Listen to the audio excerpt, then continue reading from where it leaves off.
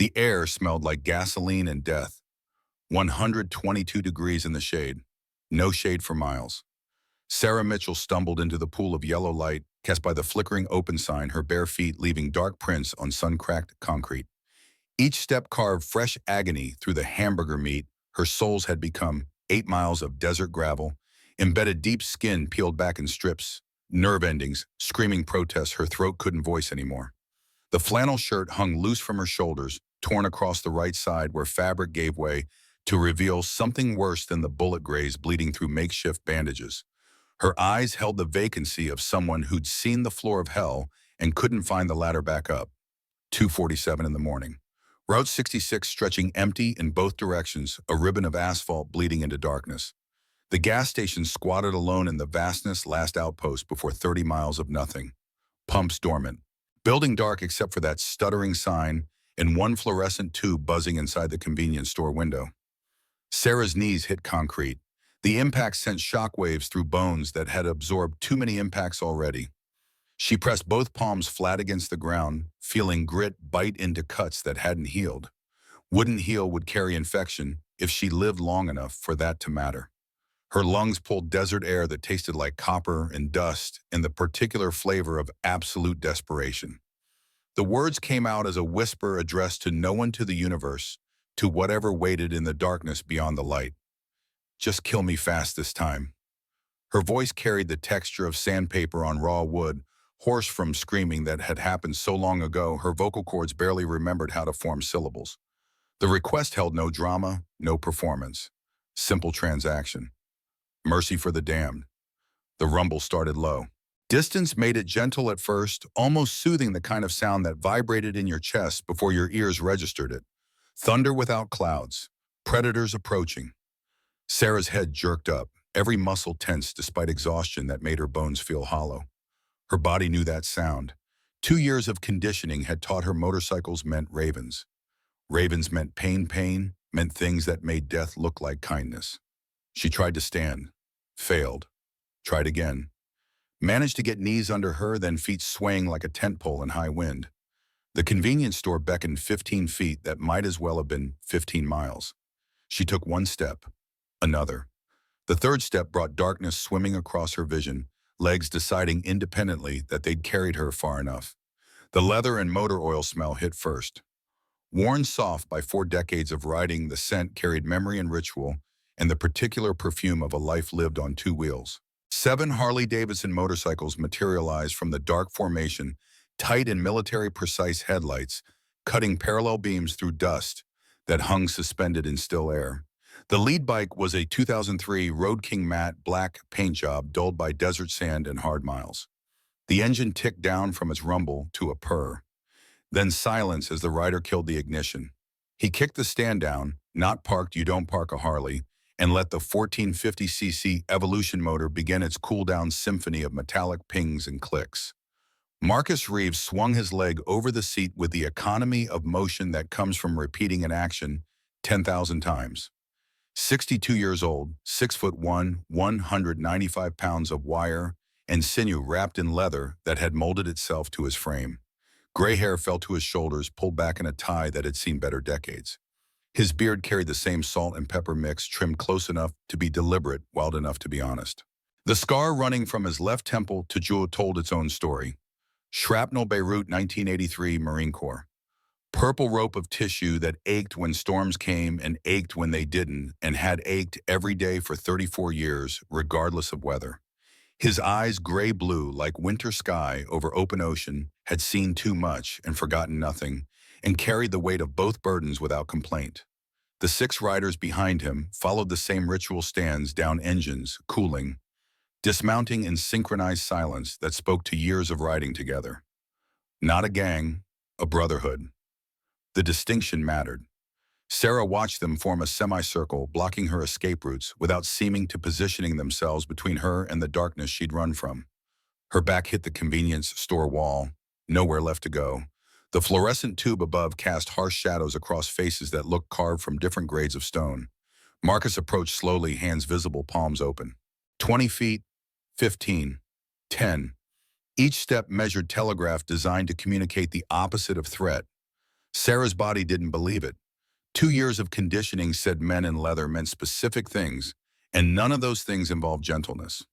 She slid down the wall knees, pulling to chest arms wrapping around shins, making herself as small as physics allowed. The words came out, automatic script, memorized through repetition until it lived in muscle memory rather than thought. Do whatever you want. Just make it quick. Please. Marcus stopped at 5 feet. Then he did something that short-circuited every expectation Sarah's trauma had built. He knelt. 6'1" of weathered Marine got down on one knee, then the other, settling his weight until his eyes were level with hers. Made himself small, made himself approachable. Extended every nonverbal signal in the human repertoire that said, I am not a threat. His voice came out gentle, textured with years of cigarettes and whiskey and hard roads, but gentle. Nobody's killing anybody tonight. Sarah's eyes searched his face for the lie, for the angle, for the inevitable violence that always followed promises. Found nothing but steady presence and something else, something that looked like the kind of sadness that had settled into bone marrow and set up permanent residence. You don't understand. When they find me, they won't. Marcus's tone carried absolute certainty, the kind that comes from facing down worse threats than whatever had Sarah running barefoot through desert. Because they'll have to go through me first. And darling, I've been shot at by professionals. One of the riders stepped forward, 58 years old, lean and weathered hands that trembled slightly even when held still. Tommy Harrison, doc to everyone who knew him. Vietnam 101st Airborne Combat Medic, who'd stitched up more soldiers than he could count and lost more than he could forget. The med kit hanging from his shoulder looked like a natural extension of his body carried so long it might as well have been surgically attached. His voice matched his hands, quiet, steady, despite the tremor, professional. Ma'am, I need to check that wound on your side. Looks like a bullet graze, and if it's been more than a few hours, infection's already setting in. Sarah flinched back, arms tightening around her knees. Doc stopped reading her body language the way he'd learned to read vital signs.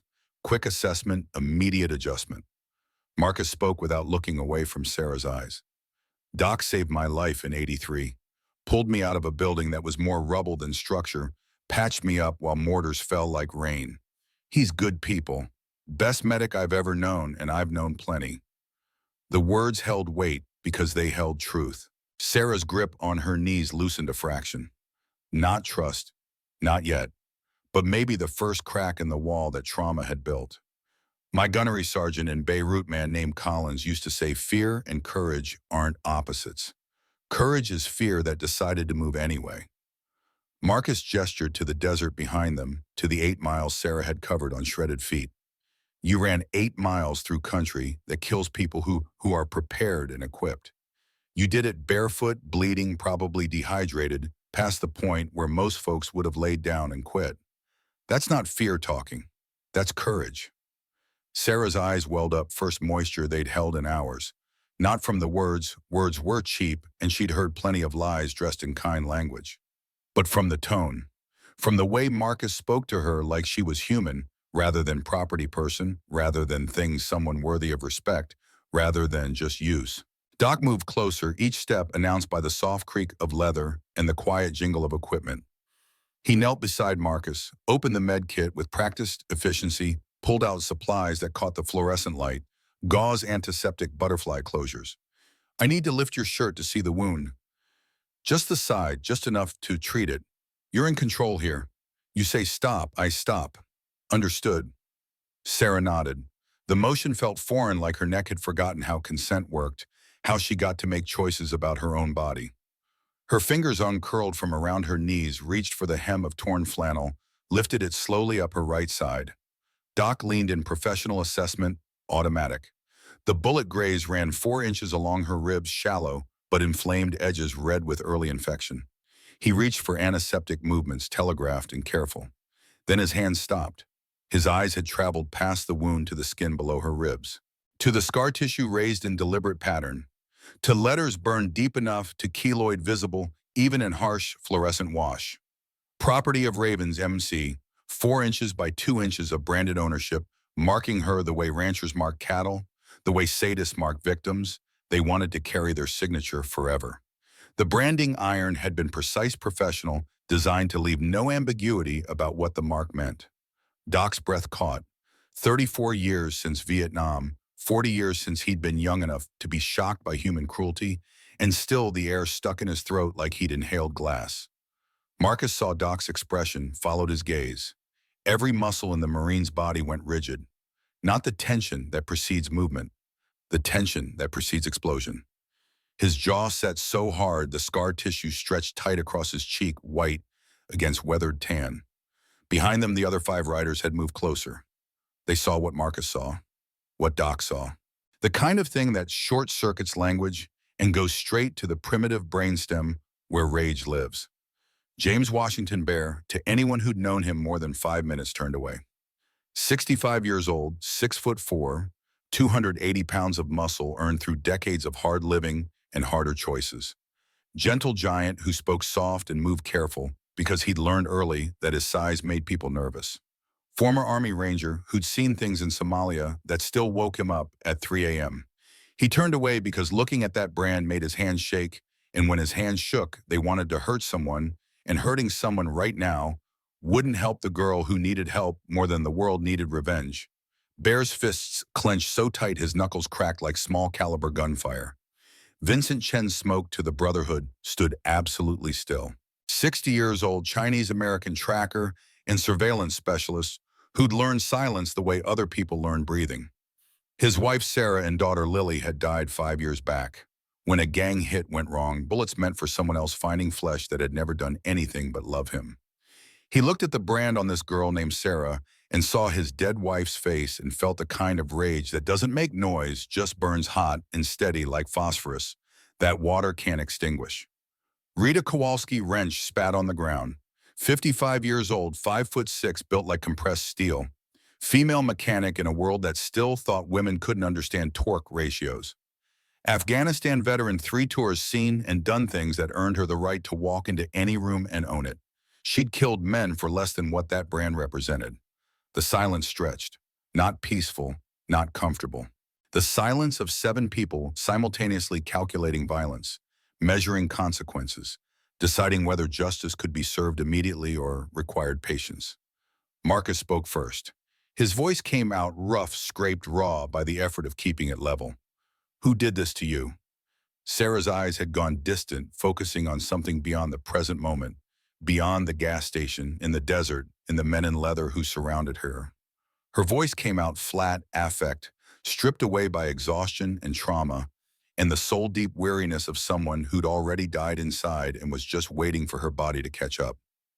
"The same people who'll come looking for me, and when they find me—" She paused, swallowed, continued, "When they find me, they'll do worse. They always do worse." Doc finished treating the bullet graze in silence, butterfly closures pulling edges together, gauze wrap securing everything.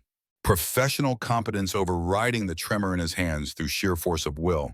40 years of muscle memory, knew how to work even when the mind wanted to shut down. Marcus pulled his club vest off leather and patches, and history draped it over Sarah's shoulders. The weight settled around her like armor, like shield, like the physical manifestation of protection.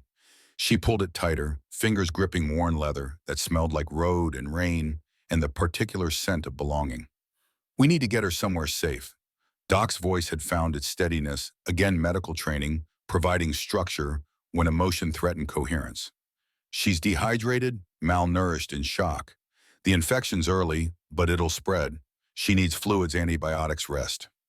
Marcus stood, movements deliberate, turned to face his crew. 6 faces looking back at him, waiting for the decision that would come. Not democracy, not vote. Leadership meant making calls, and he'd been making them for 15 years as president of the Desert Riders chapter. "Bear, take point. Smoke rear guard. We're going to the clubhouse. Doc, you ride with Sarah in the truck. Wrench, get your vehicle. Everyone else, formation." He paused, letting the weight of what came next settle. "And we're armed. Full protocol." The Brotherhood moved with a coordination of people who'd ridden together so long they could communicate in glances and gestures. Wrench jogged to a pickup truck parked in shadow. Bear's road glide rumbled to life. Smoke checked his mirrors, adjusted his position. The formation took shape, protective cocoon of chrome and leather and armed competence. Marcus looked down at Sarah, still huddled against the wall with his vest wrapped around her. Can you stand? She tried, failed, tried again with Marcus's hand offered, gripped tight, pulled herself vertical, through determination that outweighed physical capability. Her legs trembled, but held. What's your name, Sarah? The word came out rusty. Sarah Mitchell. Sarah, my name is Marcus. Used to be Marine Corps a long time ago. Now I'm just an old biker who believes some things are worth fighting for. He gestured to the pickup truck where Wrench was opening the passenger door. We're going to take you somewhere safe. You can trust that, or you can choose not to. Either way, we're not leaving you here. But I need you to understand something. He paused, making sure she was hearing him, making sure the words would land. Once we move, once we take you under protection, the people who branded you become our problem. That's how brotherhood works. We don't do halfway. So if you're coming with us, you need to know this doesn't end at a safe house and a hot meal. This ends when you're free. Actually free, the kind of free that doesn't wake up at 3 a.m. wondering when they're coming back. Sarah searched his face again, found the same steady presence, the same bone-deep sadness, in something new promise. Not the kind that got spoken at weddings or written in contracts. The kind that got carved into scars and settled into the marrow of men who'd seen enough broken promises to know which ones held weight. Why? The question held 2 years of confusion, of trying to understand why some people hurt and others helped, why cruelty came easy and kindness required explanation. You don't even know me. Marcus was quiet for a long moment. His hand moved to his vest, the one now wrapped around Sarah's shoulders, reached into an interior pocket, pulled out something that caught the fluorescent light. A photograph worn soft at the edges from handling colors faded by time and touch. A girl. 8 years old, gap-toothed, smile eyes bright with the kind of joy that comes before the world teaches you to be careful with happiness. She sat on Marcus's shoulders, a younger Marcus, 30-something, wearing Marine Corps dress blues, looking up at his daughter with an expression that held every ounce of love a father could carry. The back of the photograph held 2 lines of faded ink, Daddy and Megan, 1990. Her name was Megan. Marcus's voice went rough. My daughter. Lost her 27 years ago while I was deployed. Gang violence. Wrong place, wrong time. She was 8. He looked from the photo to Sarah, and the connection he was making became visible in the way his eyes went bright with moisture that pride wouldn't let fall. You remind me of her. Not because you look alike, because you both deserve better than you got. And because I failed her, I can't fail you. Sarah felt something crack inside her chest, not breaking, but breaking open. The kind of fracture that lets light into spaces that had been dark so long, they'd forgotten what illumination felt like. I'm 22. The words came out automatic, then their meaning caught up. She'd be 35 if she'd lived. Marcus put the photo back in his vest pocket with the care of someone handling religious relics. But she didn't. So now I show up for people who need someone to show up. It's not complicated. It's not heroic.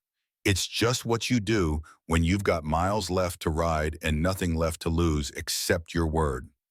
Doc called from the truck. Marcus offered his arm. Sarah took it, let him guide her across concrete that her feet left red prints on, helped her into the passenger seat where Wrench had already positioned a blanket and a bottle of water. The formation rolled out 2 bikes ahead, 2 behind truck, in the middle protective convoy moving through desert darkness at steady 60 miles per hour. Headlights carved tunnels through black that pressed in from all sides. Stars overhead so bright they looked close enough to touch desert sky uncontaminated by city light.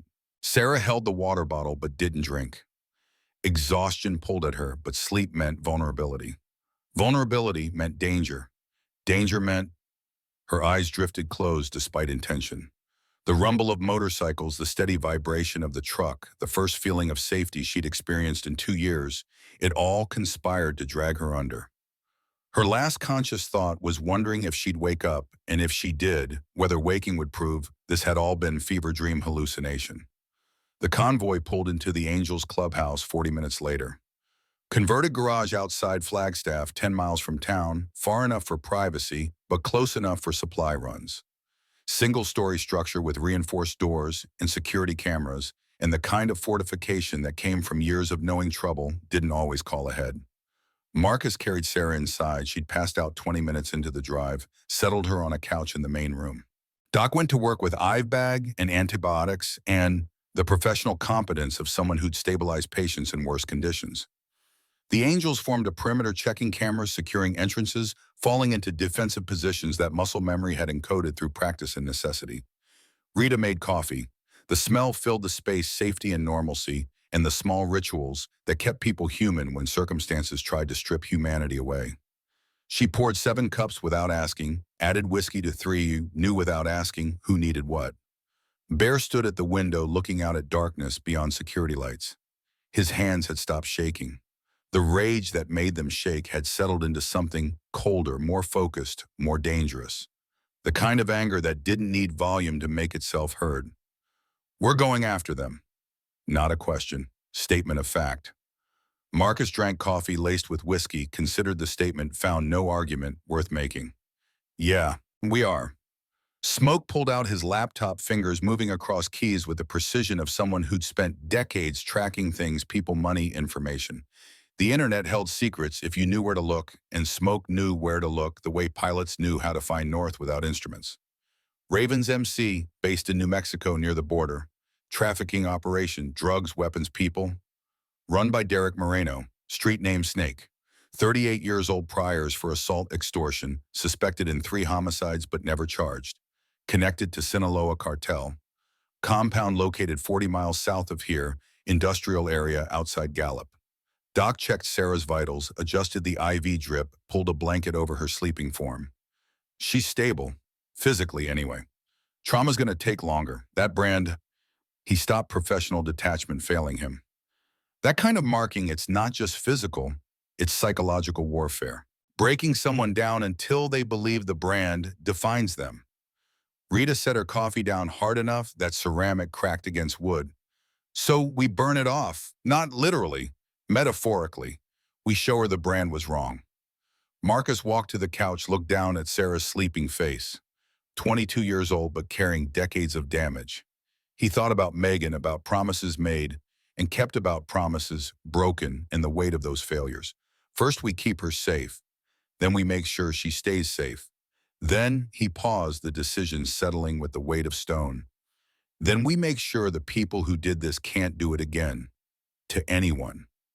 Bear turned from the window. We're 7, they're 20 plus.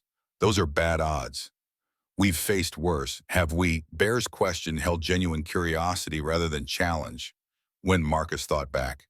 Beirut, when the barracks exploded and he'd pulled 3 Marines from rubble while ammunition cooked off like fireworks.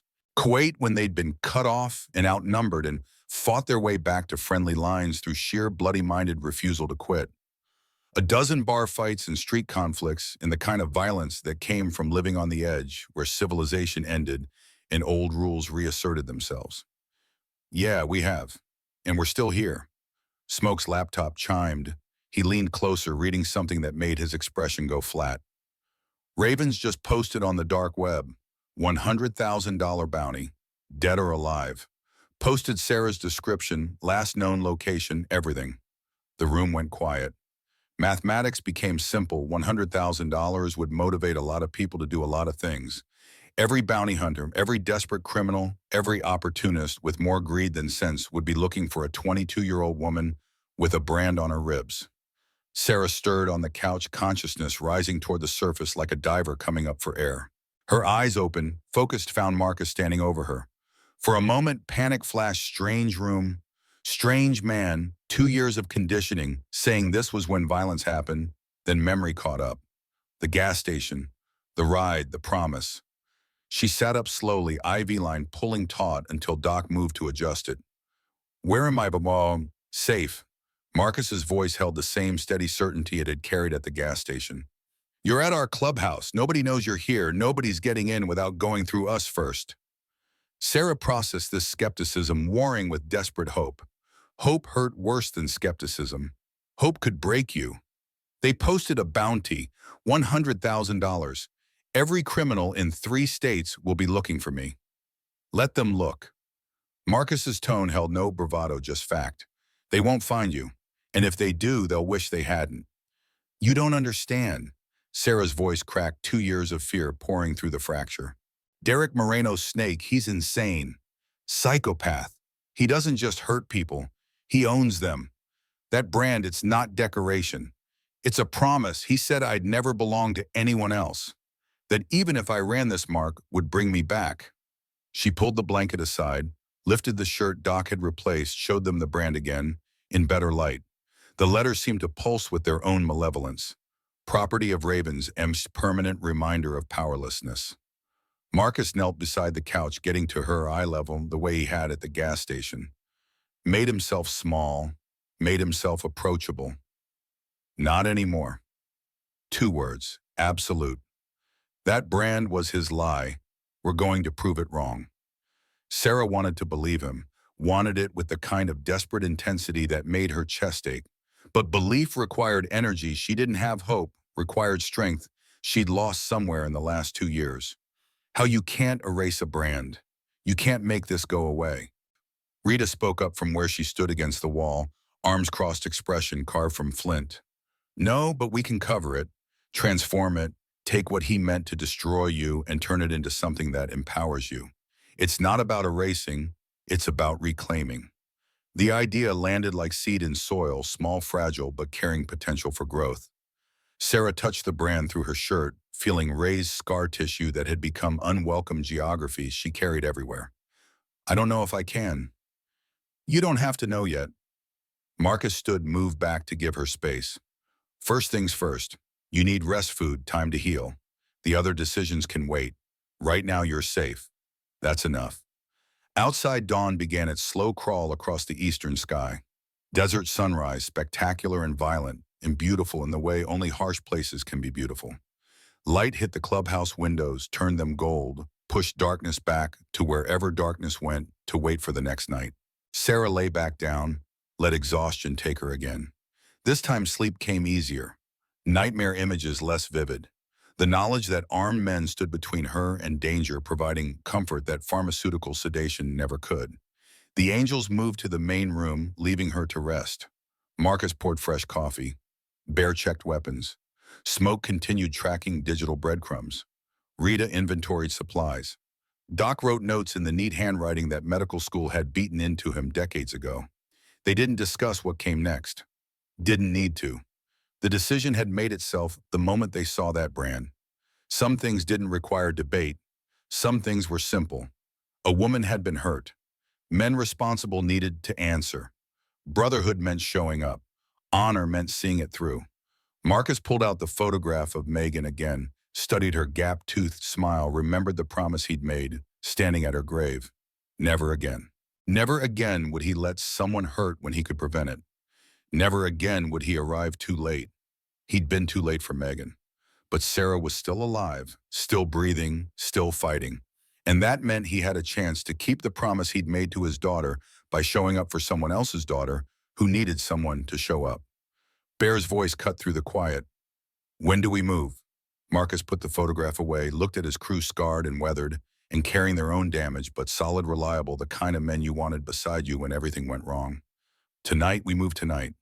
Sarah woke to the smell of coffee and bacon's sensory combinations so foreign after 2 years of stale bread and fear that her brain struggled to process it as real. Sunlight streamed through windows. She controlled the view from curtains. She could close door. She could lock from inside. Small freedoms that added up to something revolutionary. The guest room held minimal furniture, bed, dresser, chair. But the lock on the inside of the door meant everything. She'd tested it 17 times since Marcus showed her the room. Click, freedom, click, control, click. Proof that this wasn't another version of the cage she'd escaped. Her feet throbbed. Doc had cleaned and bandaged them during the night work so gentle she'd barely stirred.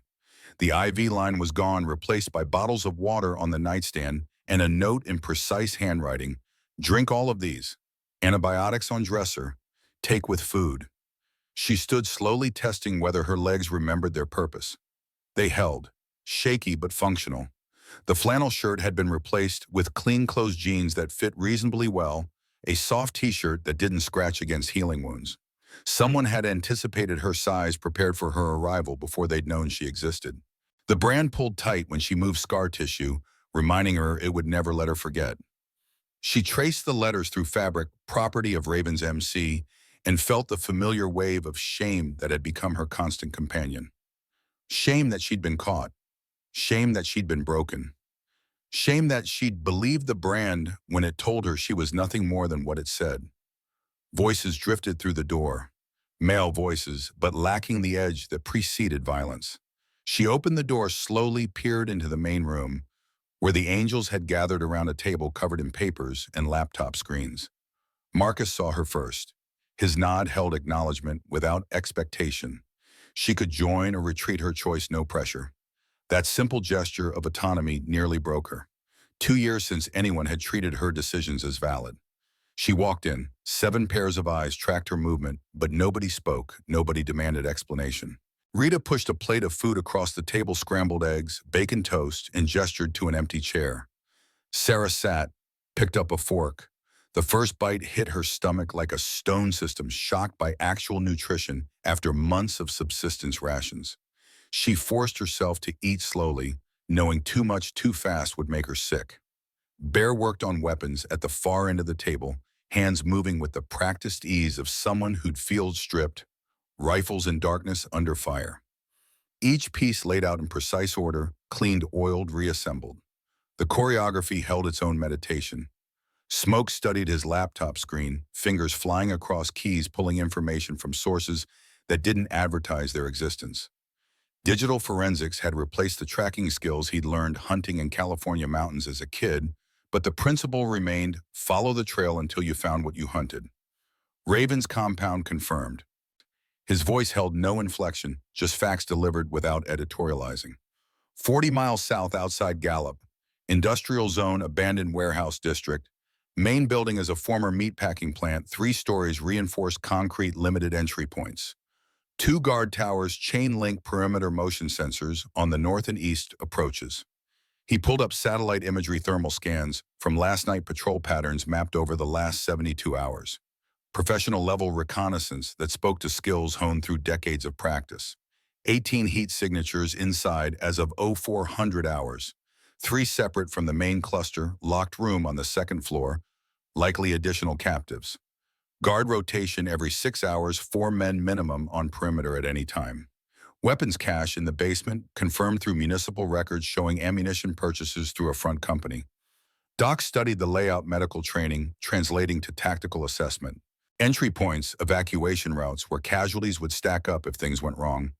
He'd done similar calculations in Vietnam before operations math that measured lives in inches and seconds.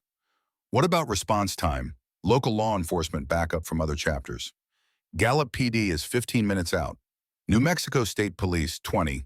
Ravens have connections with 2 other MC chapters within 50 miles, Iron Disciples and Road Devils. If they call for help, we could be looking at reinforcements arriving within 30 minutes. The mathematics didn't favor them. 7 against 18 minimum, possibly 50 if things escalated. The kind of odds that made smart people reconsider. Marcus drank coffee that had gone cold, staring at the satellite imagery like it might reveal secrets the camera missed. His hand moved to his vest pocket, unconscious gesture, checking that Megan's photograph remained where he'd carried it for 27 years.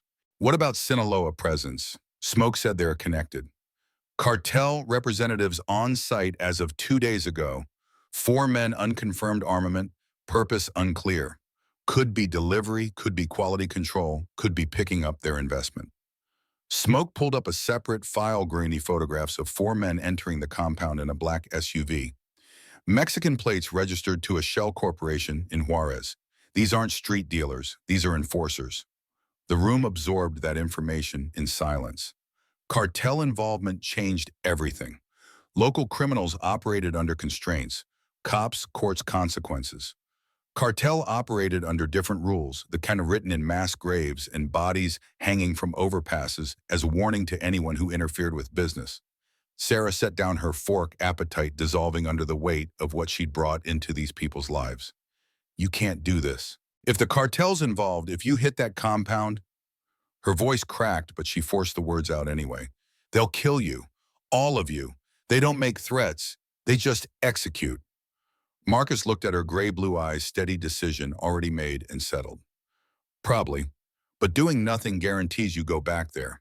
Or someone else does. Those three women Smoke mentioned locked on the second floor.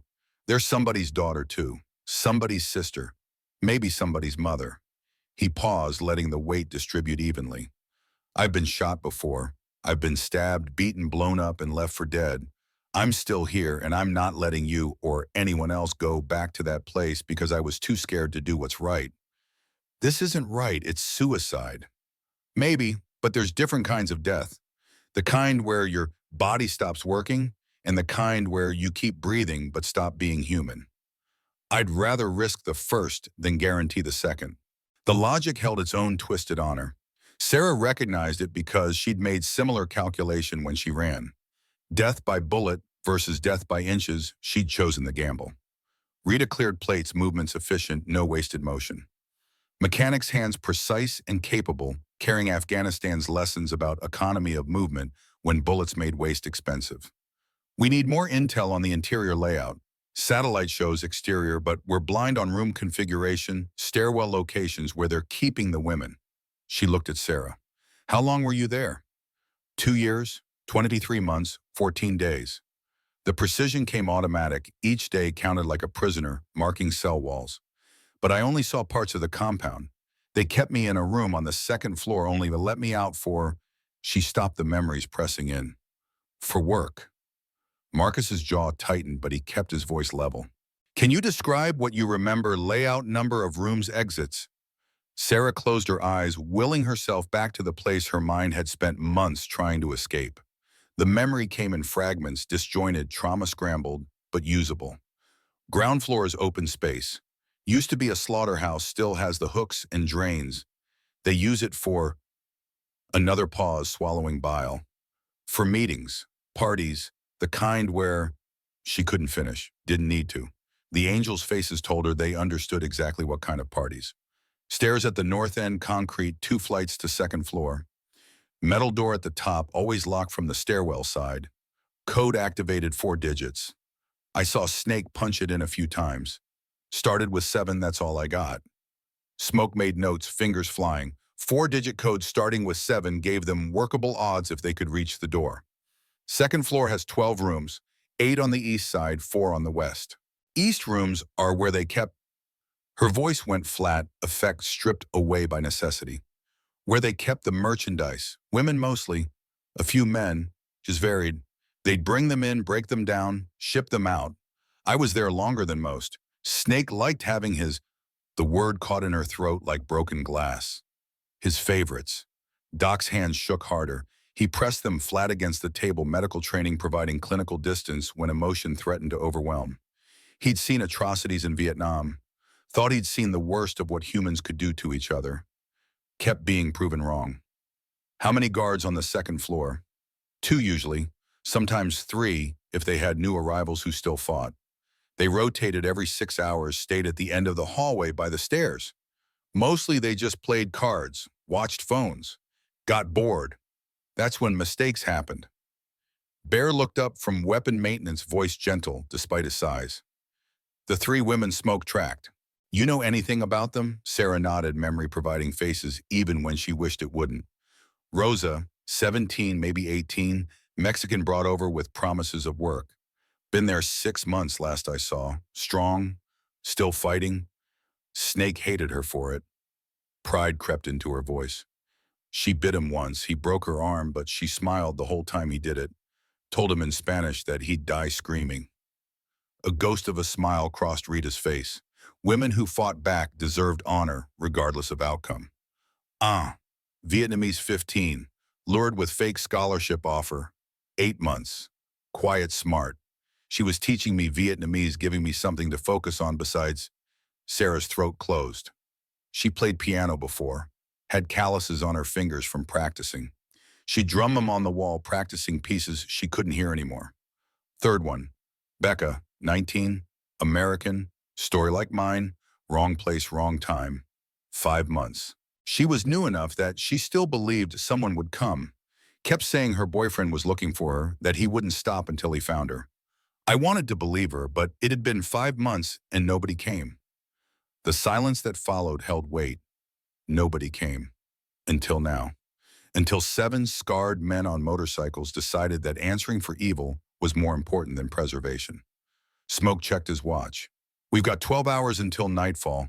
Optimal strike time is 0300 middle of guard rotation change fatigue factor. Highest reduced visibility works in our favor. He looked at Marcus. But we need to address the bounty. $100,000 is going to pull every hunter and criminal in 3 states.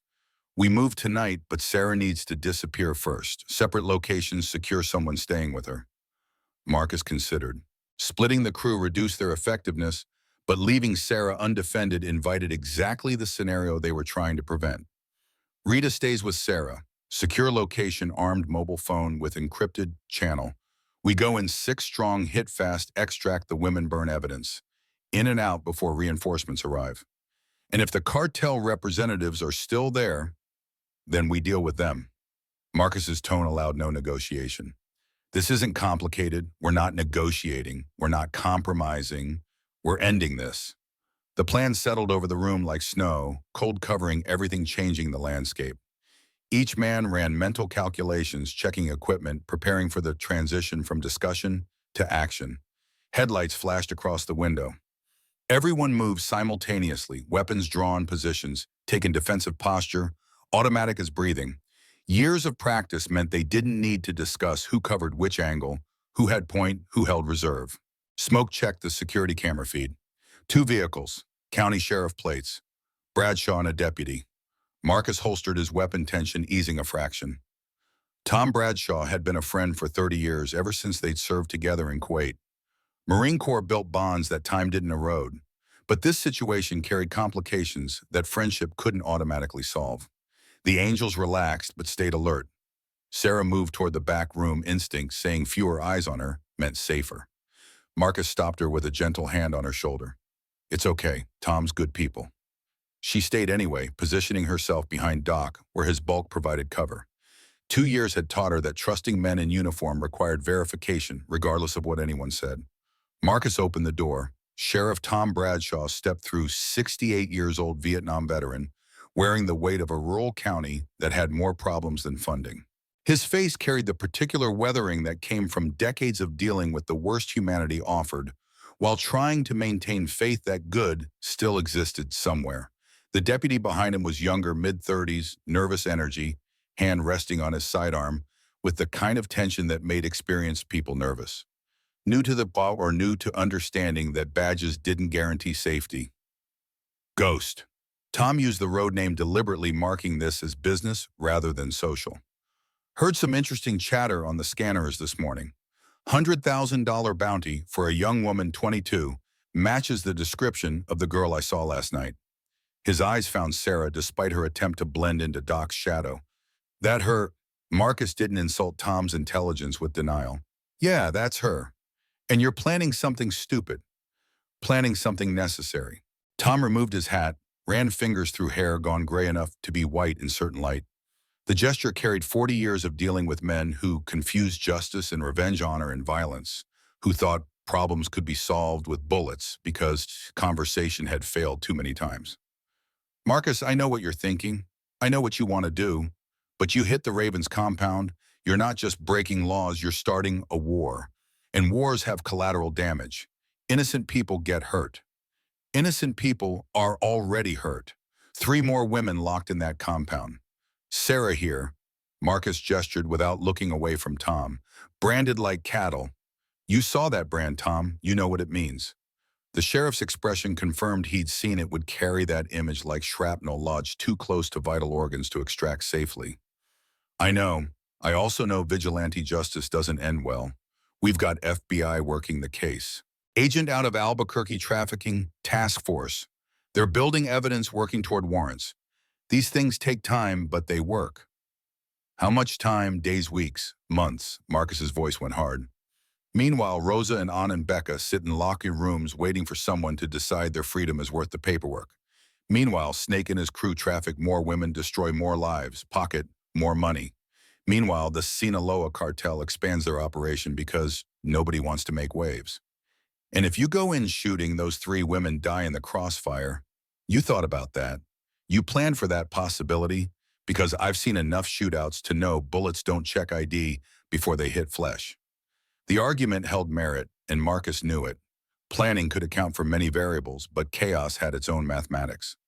Once shooting started, control became suggestion rather than command. Sarah stepped out from behind Doc, voice steady, despite the fear that made her hands shake. I can help. I know the layout. I know which room they're in. I can guide them. Tom's expression softened slightly, the paternal instinct that had made him effective sheriff, warring with the pragmatic calculation that said putting victims back in proximity to trauma was bad policy. Ma'am, I appreciate your courage, but putting you back in that compound is exactly what we're trying to prevent. I'm already there. Every night when I close my eyes, I'm there. At least this way, I'm there doing something instead of just surviving it again. The logic was skewed, but held its own truth. Victims carried their prisons internally long after escaping physical walls. Sometimes returning with power felt better than fleeing and carrying the fear forever. Tom looked at Marcus, then Sarah, then the assembled angels who waited for whatever came next with the patience of men who'd learned stillness under fire. I can't officially sanction this. You know that. I've got jurisdiction to consider federal cooperation requirements chain of command. But he paused, the word carrying weight that changed everything that followed. If someone were to provide anonymous intelligence about criminal activity in my county, and if federal agents happened to arrive at approximately the same time as local law enforcement to find evidence of said criminal activity he already secured by unknown parties, well, sometimes timing works in mysterious ways. Marcus understood the offer. Tom couldn't help officially, but unofficial assistance came in many forms, including conveniently timed responses and carefully managed ignorance about who did what. We'd need communication, someone to coordinate timing. My deputy here, Tom gestured to the nervous young man who'd stayed silent through the exchange. He's new, still learning protocol, might accidentally monitor the wrong radio frequency at the wrong time, might hear something that requires immediate response without quite knowing who he's coordinating with.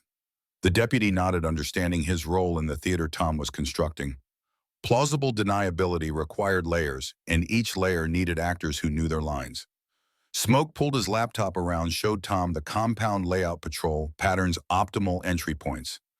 Information sharing that technically violated half a dozen protocols, but served justice better than bureaucratic compliance. FBI agent you mentioned, she have a name. Rodriguez, Maria Rodriguez, out of Albuquerque, like I said. She's been tracking the Ravens for 3 years, building case against their entire operation. She won't like civilian involvement. She doesn't have to like it. She just has to arrive in time to collect evidence and make arrests. Tom put his hat back on, adjusted it with the kind of precision that communicated decision made and settled. 0300, that's when my deputy will accidentally monitor that wrong frequency. That's when Agent Rodriguez will mysteriously receive an anonymous tip. That's when I'll have units in the area responding to reported shots fired. He moved toward the door, stopped to look back at Sarah. Ma'am, I hope you find peace, whatever that looks like, however long it takes. She nodded, throat too tight for words. The sheriff and deputy left. Headlights swept across windows and disappeared into morning. The angels returned to preparation, but the dynamic had shifted. They weren't just 7 men on motorcycles anymore. They had law enforcement providing cover, FBI prepared to catch what they threw, timing synchronized to maximize impact while minimizing legal exposure. Smoke's phone buzzed. He checked the screen, expression shifting from neutral to something harder. Emily Mitchell, confirmed location, Phoenix Group home, Northwest Side, age 16, currently in state custody, parental rights terminated due to father's abandonment and mother's death. No immediate family listed. He looked at Sarah. Your sister. She's alive. The information hit Sarah like physical blow. Emily, live. 16 now, 4 years older than the 12-year-old sister she'd left behind when the Ravens took her. 4 years of growing up alone, thinking her sister was dead, navigating the system that ground through vulnerable kids like meat through industrial processors. Tears came without permission. She'd convinced herself Emily was better off believing Sarah was dead. Easier than living with hope that rescue might come. But knowing Emily existed, knowing she'd spent 4 years in the system, That guilt carved fresh grooves into scar tissue that had barely begun healing. Can you, Sarah's voice broke.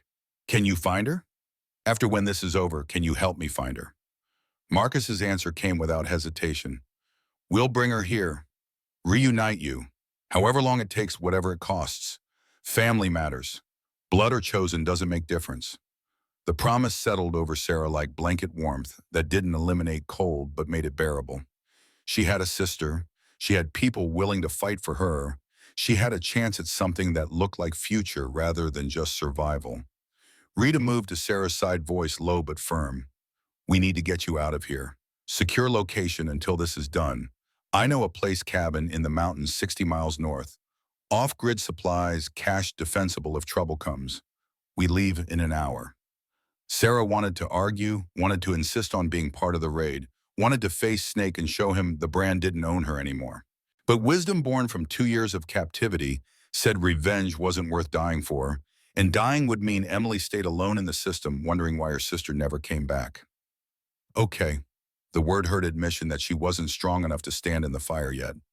But after you get Rosa and An and Becca out, after Snake is in custody or dead, I want to see it. I need to know it's real. You will. Marcus's promise carried the weight of all the ones he'd kept over 27 years of carrying Megan's photograph. We'll bring them to you, let you see with your own eyes that you're free. Actually free. The next hours passed in preparation, weapons cleaned and loaded, maps studied until everyone could navigate the compound blind. Contingencies planned for everything from cartel resistance to structural fire to hostages used as shields. Each scenario ran through mental simulation until responses became automatic. Sarah packed the small bag Rita provided clothes identification Doc had managed to obtain through contacts better left unexamined money that would last a few weeks if stretched. The basics of starting over compressed into a duffel that weighed almost nothing and represented everything. Marcus found her staring at the brand in a mirror, fingers tracing letters that had scarred deeper than skin. Rita meant what she said about covering it, transforming it. There's a tattoo artist in Sedona woman named Chloe. She specializes in covering trauma scars. When you're ready, not now, but when you're ready, we'll take you. Let you reclaim that skin. Sarah met his eyes in the mirror reflection. What if I can't? What if I try to cover it and I still feel it, still see it, still hear Snake's voice telling me I belong to him? Then you try again and again, however many times it takes. Healing isn't linear. It's messy and backward, and sometimes you think you've made progress only to discover you're still carrying weight you thought you'd set down. He touched the scar on his face. Beirut was 34 years ago. I still feel the shrapnel some days. Still hear the explosion. Still smell burning. But it doesn't own me anymore. It's just part of the map that got me here. The perspective offered something like hope. Not the toxic kind that promised easy answers, but the sustainable kind that acknowledged difficulty while insisting possibility remained. Rita appeared in the doorway. Time to go. Sarah followed her to the truck, Marcus walking beside them. The other angels had already mounted their bikes formation, ready engines rumbling that particular Harley Thunder that vibrated in the chest cavity and promised power. Marcus handed Sarah something, Megan's photograph.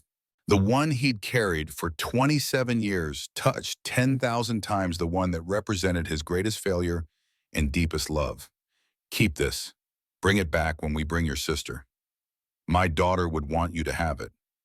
Would want you to know you're worth fighting for. Sarah took the photograph with trembling hands, studied the 8-year-old girl's gap-toothed smile, saw in her eyes, the kind of innocence that the world worked hard to destroy but occasionally failed to completely extinguish. I'll protect it. I know you will. Rita started the truck. Sarah climbed in photograph, clutched tight. The convoy rolled out, Rita and Sarah heading north toward mountain safety, the angels heading south toward compound in conflict, in the kind of violence that served purpose even when it broke laws. Marcus watched them disappear, then turned to his crew. 6 men scarred and weathered, carrying damage that would never fully heal, but refused to metastasize into excuse for inaction. Let's ride. They mounted, engines roared, formation tightened. The sun began its arc toward western horizon, promising darkness that would cover their approach and cloak their violence in shadow. 40 miles south, Derek Snake Moreno paced the compound phone pressed to his ear, voice rising with each sentence. I don't care what it costs. I need that girl back. The Sinaloa payment is due in 72 hours, and if I don't deliver, he stopped. Listen, face darkening. Then find her. Put every bounty hunter, every crew, every desperate criminal on the street to work. 100,000 for her return. 50,000 for information that leads to recovery. He ended the call, threw the phone against concrete wall hard enough to shatter. The brand he'd put on Sarah Mitchell was supposed to be permanent reminder that she belonged to him, that escape meant nothing because the mark would bring her back. Instead, she'd vanished, and with her went 50,000 in cartel payment, plus his reputation for control. The four Sinaloa representatives watched from across the room, expressions neutral, but Snake read the calculation in their eyes. Cartels didn't tolerate failure, didn't accept excuses, delivered consequences with the kind of creativity that made normal violence look merciful by comparison. He had 72 hours to find Sarah Mitchell or provide acceptable alternative. Neither option looked promising. The girl had help bounty specified. She'd been seen with Hell's Angels, which meant motorcycle club involvement, which meant complications that made simple recovery unlikely. But complicated didn't mean impossible. And Snake had survived 15 years in the trafficking business by being more ruthless than competition, more willing to do what others flinched from, more creative in application of violence that served purpose. Somewhere in the New Mexico darkness, Sarah Mitchell thought she'd escaped, thought the brand didn't own her anymore, thought 7 men on motorcycles could protect her from the inevitability of ownership. She was wrong, and Snake intended to teach her exactly how wrong, using methods that would make the original branding look like kindness by comparison. The mountain cabin materialized through pine darkness like sanctuary carved from wilderness. Rita had prepared this place years ago, ammunition cached, water filtered, supplies rotated quarterly, insurance against the day when trouble came hunting and civilization offered no protection. Sarah stood at the window watching headlights sweep through trees. 7 motorcycles plus pickup, truck formation intact, mission parameters met. Her chest unclenched slightly, oxygen entering lungs that had been holding their breath since the Angels departed 12 hours earlier. Rita checked her phone, nodded confirmation. They're all accounted for, 3 women extracted, 0 casualties our side. The relief hit Sarah like physical blow, knees weakening, hand gripping the windowsill for support. Rosa, Ann, Becca. Women who'd shared her hell survived the same torture, carried matching scars, psychological if not physical. Free now, actually free. The engines cut simultaneously. Doors opened. Figures emerged from vehicle silhouettes, resolving into faces she thought she might never see again. Rosa moved with the defiance that 2 years of captivity hadn't broken his shoulders squared despite exhaustion. 17 or 18, Sarah had never known for certain, but carrying herself like someone who'd stared down evil and refused to blink first. Dark hair, matted clothes torn, but eyes blazing with the particular fury of survivors who'd been told they were broken and decided otherwise. On followed smaller, quieter 15 years, holding decades of damage. Vietnamese features, delicate piano fingers that had once made music now trembling from withdrawal and fear, but moving, walking under her own power. Alive. Becca brought up the rear, 19, blonde American, the newest addition to Hell's roster before Sarah escaped. 5 months inside compared to Sarah's 2 years, Rosa's 6 months, Ann's 8. Still believed rescue was possible, that her boyfriend was searching, that the system worked for people who needed it. Naive hope that Sarah envied because she'd lost it so long ago. Doc supported on, one arm around her waist, medical assessment automatic even in darkness. Bear walked beside Rosa, maintaining careful distance, respecting boundaries that trauma had reinforced. Marcus helped Becca navigate uneven ground, patience infinite for someone who'd just escaped industrial nightmare. Sarah stepped onto the porch. 4 pairs of eyes found her, recognition exploding across faces that had shared locked rooms and whispered plans and the desperate mathematics of survival. Rosa crossed the distance, first arms wrapping around Sarah with strength that belied her frame. No words. Language inadequate for what passed between them. Shared hell acknowledged. Collective survival. Celebrated promises kept. that neither had dared believe. On joined the embrace, silent tears tracking down cheeks that had learned crying made things worse, but couldn't remember how to stop. Becca completed the circle, and four women nodded together in configuration that communicated more than speeches. Marcus stood back with his crew, giving them space understanding. Some moments belonged exclusively to survivors who'd earned them through suffering outsiders couldn't comprehend. The reunion stretched, contracted, reformed as they moved inside where Rita had hot food waiting, soup, bread, protein that bodies depleted by months of inadequate nutrition desperately needed. They ate slowly, systems shocked by abundance after extended scarcity, doc monitoring to ensure nobody ate too quickly and made themselves sick. Rosa spoke first, voice hoarse but functional. "You made it out. We thought—" She stopped, swallowing emotion. "Snake said you were dead, said he'd made an example that anyone who ran would end the same way." Sarah touched the brand through her shirt, phantom burning that never quite stopped. "He lied about that, about everything. Is he dead?" Anne's question came soft, almost apologetic, as if hoping for violence made her complicit in its execution. Marcus answered before Sarah could. "Federal custody, along with 17 Ravens and 4 cartel representatives. FBI seized the compound evidence that'll dismantle trafficking networks across 3 states. He'll die in prison, but it'll take 40 years to get there." Becca's face fell, a disappointment visible. "He's alive. After everything he—" Her voice cracked. "He gets to breathe while we rebuild." Sarah finished the sentence differently than Becca intended. "While we prove the brand was wrong. While we transform into something he never imagined possible." Doc distributed medication, antibiotics, anti-anxiety prescriptions, pain management carefully calibrated to avoid dependency. Professional competence overriding the tremor in his hands, decades of practice allowing precision despite PTSD that never quite released its grip. Bear-checked perimeter security, motion sensors, armed cameras providing 360 coverage. Old habits from Somalia, from operations where vigilance meant survival and relaxation meant casualties. Rita joined him, both moving through darkness with comfort born from years navigating hostile territory.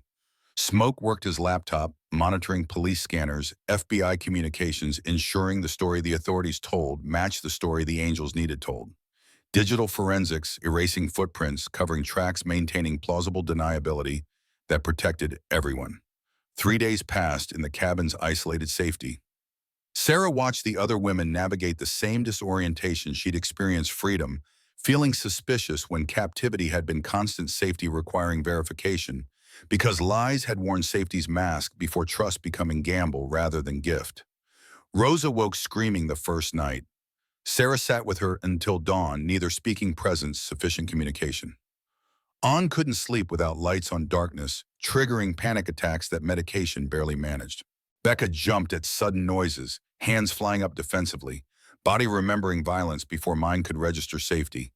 Healing wasn't linear. Doc had warned them. Recovery looked like chaos before it resembled progress: 2 steps forward, 3 steps back, sideways motion that felt like failure, but constituted the messy work of reconstructing selves that trauma had dismantled.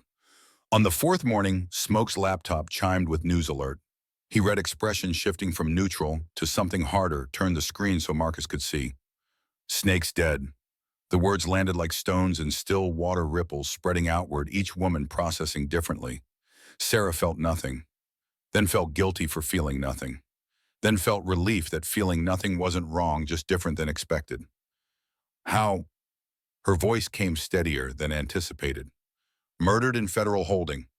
3 inmates affiliated with rival trafficking operation. Shanks made from toothbrushes, attacking the shower guards arrived too late." Smoke pulled up the official report. Prison politics. Ravens had territory agreements with the Iron Disciples. Snake violated them. This was payback. Marcus studied Sarah's face, watching for reaction, ready to provide support or space depending on what she needed. "How do you feel?" Sarah considered the question, finding honest answer. "Empty. I thought I'd feel something, relief, satisfaction, closure, but it's just a—" She gestured vaguely. "Absence. He's gone, but the damage isn't. The brand doesn't disappear because he's dead." No, Marcus's agreement carried weight of experience. But he can't make news damage, can't hurt anyone else. That matters even if it doesn't feel like it does. Rosa laughed sound harsh and brittle. Good.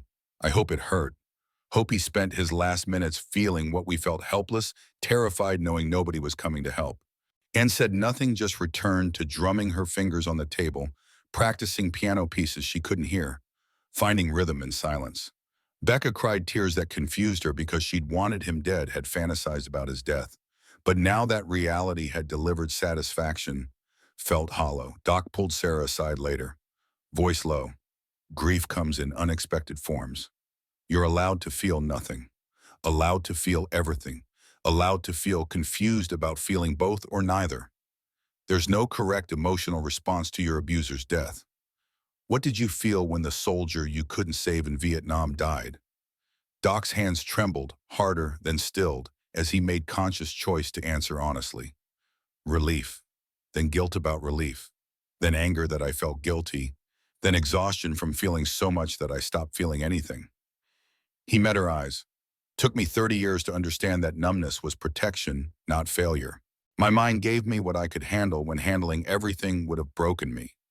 Sarah nodded, filing the wisdom away for later examination when overwhelm wasn't quite so overwhelming. 2 weeks after the raid, Emily arrived. The social worker's car pulled up mid-afternoon, dust rising from unpaved access road, bureaucracy invading sanctuary. Sarah stood on the porch watching her younger sister emerge, 16 now, 4 years older than the 12-year-old Sarah remembered carrying herself with the particular wariness foster system survivors develop through repeated disappointments. Emily saw Sarah and stopped. 30 feet between them, distance measuring more than physical space. 4 years. 2 years of believing her sister was dead. 2 more years of knowing she was alive, but unreachable, trapped in legal proceedings and victim services that prioritize process over reunion. Sarah descended the steps slowly. Emily matched her pace. They met in the middle, arms wrapping around each other, 4 years, compressing into embrace that held all the weight of separation, survival, the stubborn insistence that family mattered despite everything conspiring to destroy it. Emily spoke first, words muffled against Sarah's shoulder. They kept saying soon. For 18 months they said, soon we'll reunite you. I stopped believing them. Figured soon was another word for never. I know, I'm sorry. The system failed us.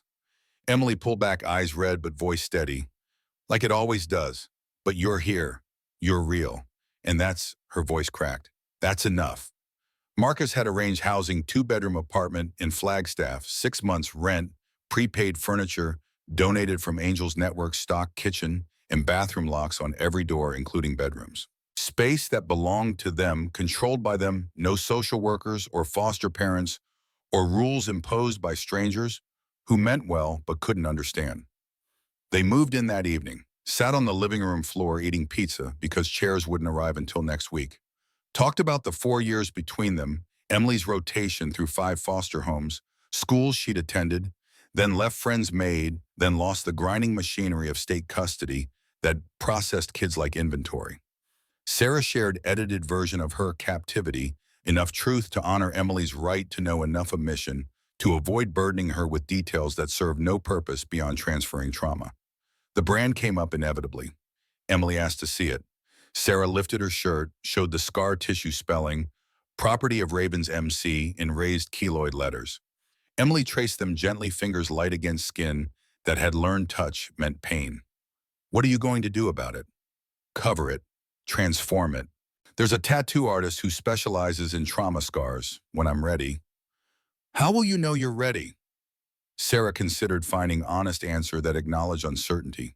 When looking at it doesn't make me feel owned anymore. When I can see history instead of present. When the narrative it tells is mine instead of his. 3 months later, Sarah sat in Chloe's tattoo shop in Sedona with Marcus on one side and Emily on the other. The artist had covered trauma scars for 20 years, understood the weight ink carried when it transformed wounds into stories, damage into agency. Chloe showed the design they developed together, simple, powerful, direct. I am free in bold letters placed precisely over the brand consuming it, rewriting narrative from ownership to autonomy. Smaller editions, semicolon for suicide awareness, tiny phoenix rising motorcycle silhouette, honoring the angels. The needle buzzed. Sarah's body flinched before her mind registered the sound conditioning from the branding creating Pavlovian response that rational thought couldn't override. Marcus took her hand, Emily took the other. Human anchors holding her present while memory tried dragging her past. You're not there. Marcus's voice cut through the flashback starting to spiral.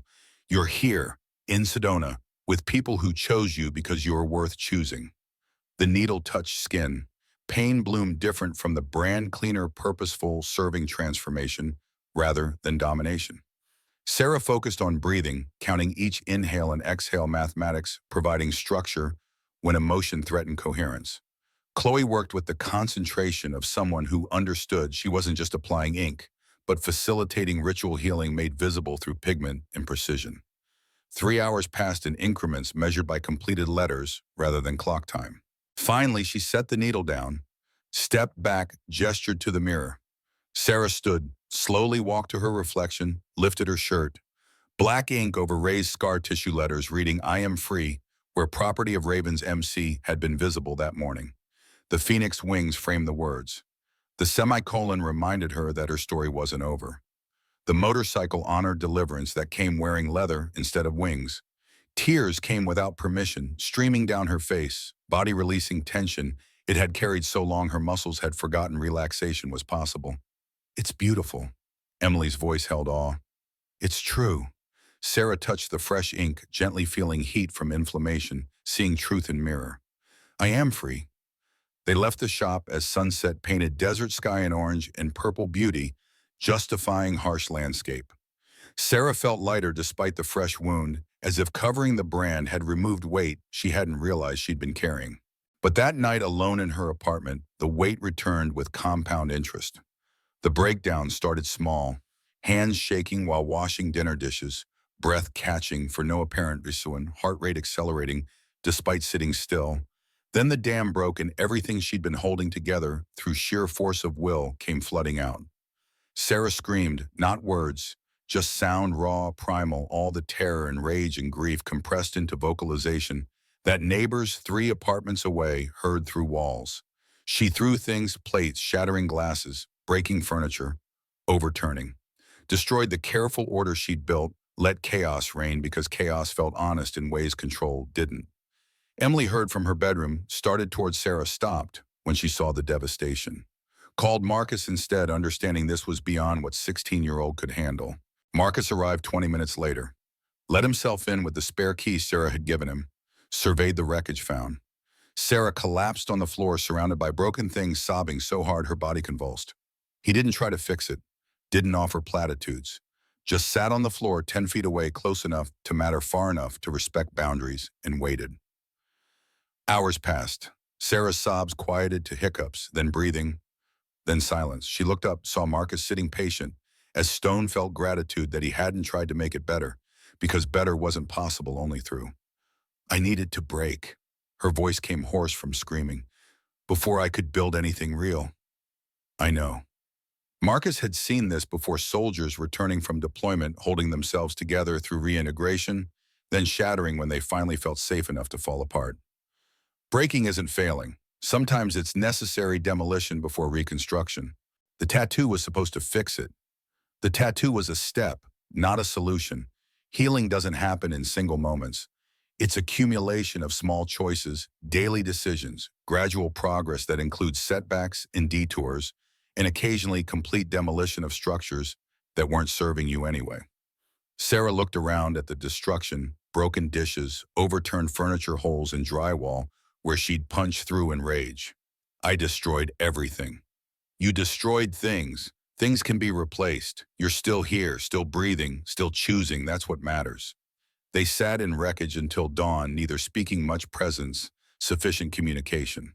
When light finally crept through windows, Marcus helped Sarah clean, replacing broken dishes with unbreakable alternatives. Patching drywall, restoring order that felt different now, earned through chaos rather than imposed through force. 1 year after the raid, the Angels organized the first Freedom Ride.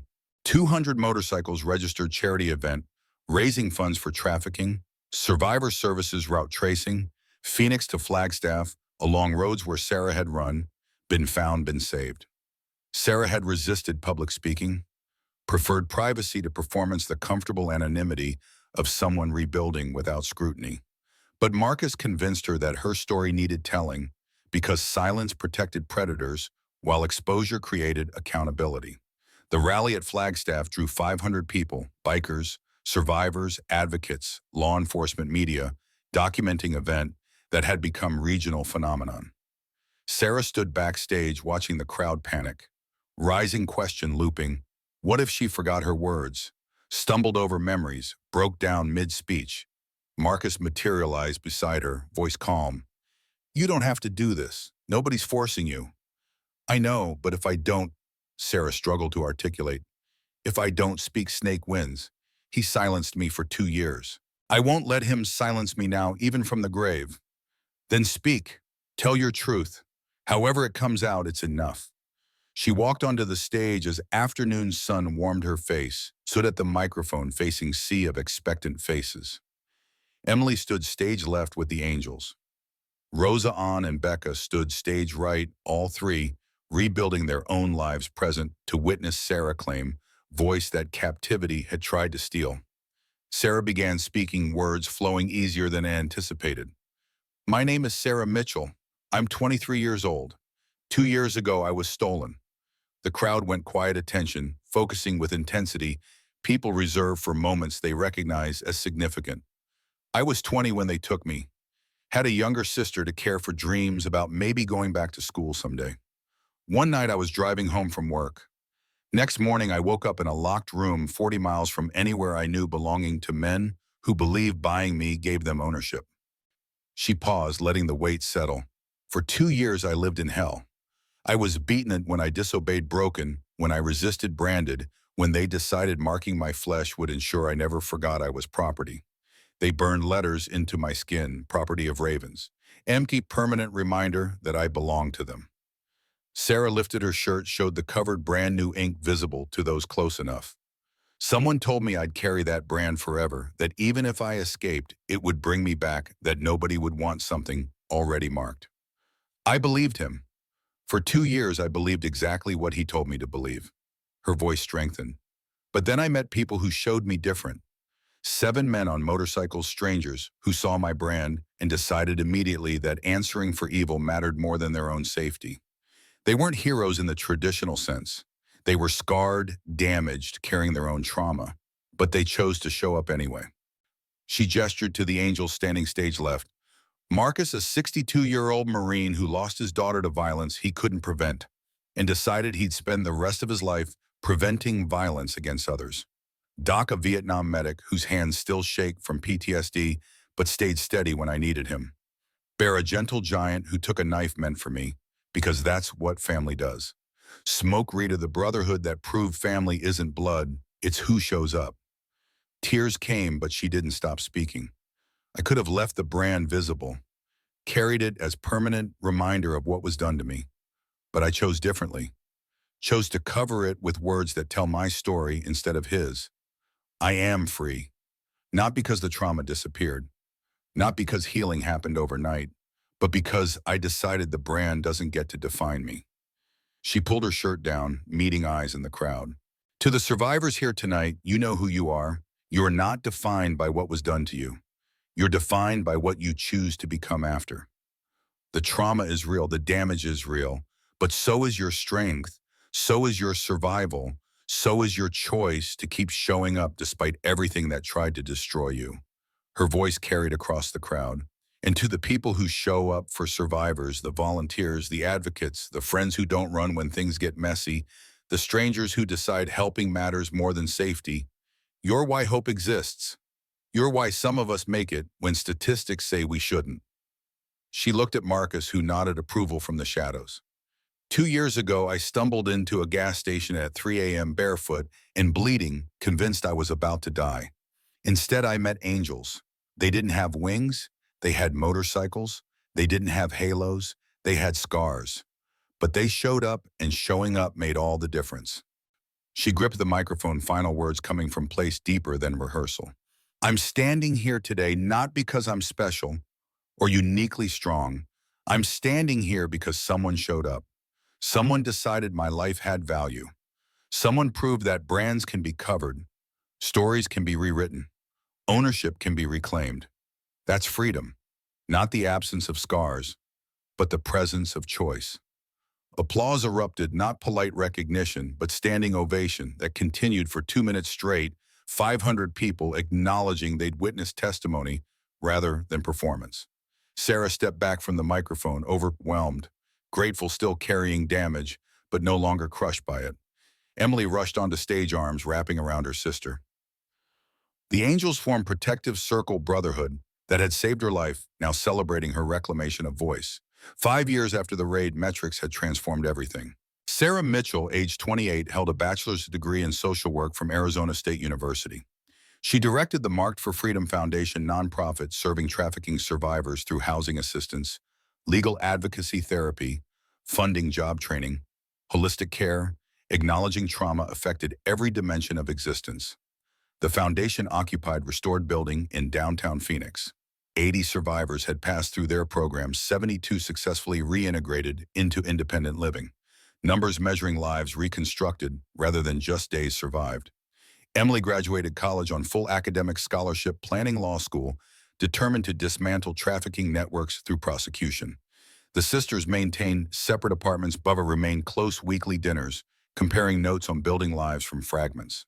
Marcus, 67, now had reduced his angels' responsibilities, but still showed up, still carried Megan's photograph alongside newer photos, documenting lives he'd helped save. His grandson James had enlisted in the Marines, serving in ways that honored both Megan's memory and Marcus's example. Doc published a memoir about combat trauma and civilian healing, speaking engagements taking him nationwide, his shaking hands finally steadying after 45 years. Bear ran youth center teaching discipline through self-defense, grandfather now to twin grandchildren. Smoke's tracking skills had legitimized through private investigation firm specializing in missing persons. Rita's motorcycle shop employed 15 mechanics, 12 of them women. Rosa operated a restaurant in Tucson, Tex-Mex fusion that drew crowds and rave reviews.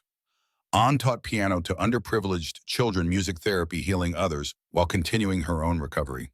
Becca worked as trauma nurse night shifts at emergency rooms where she recognized the signs of abuse that others missed.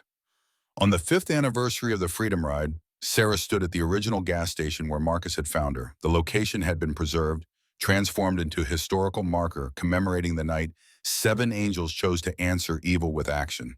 A bronze plaque mounted on the wall read, "On this site, September 15, 2025, Sarah Mitchell found freedom.